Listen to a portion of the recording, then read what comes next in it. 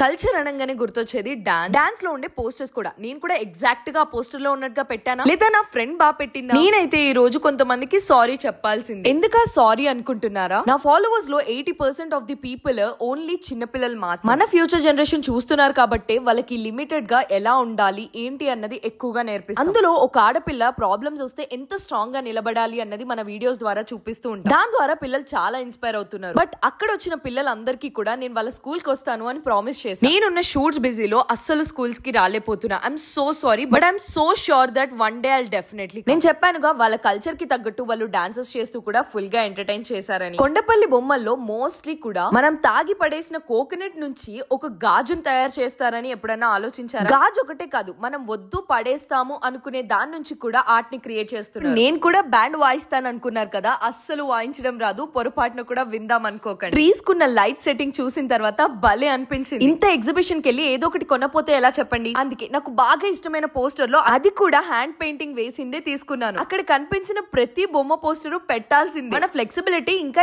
ఎంత మెయింటైన్ చేస్తున్నామో తెలుసుకోవాలి కదా. ప్రతి కల్చర్ లో డిఫరెంట్ టైప్స్ ఆఫ్ వేరియేషన్స్ ఉంటాయి. వాళ్ళ కల్చర్ కి తగ్గట్టు వాళ్ళ కాస్ట్యూమ్ కి వాళ్ళ ఓన్ జ్యువెలరీస్ ఉంటాయి. అవి వాటి మీదకి మాత్రమే మ్యాచ్ అవుతాయి. నేషనల్ అవార్డు విన్ అయిన పెయింటర్స్ కూడా కనిపించారు. వాళ్ళ పెయింటింగ్ చూస్తున్నంత సేపు ఇది 3D ఎఫెక్టా లేక రియలా అనిపించింది. ఇంకా చాలా షేర్ చేసుకోవాలి, అది నెక్స్ట్ వీడియోలో షేర్ చేసుకుందాం.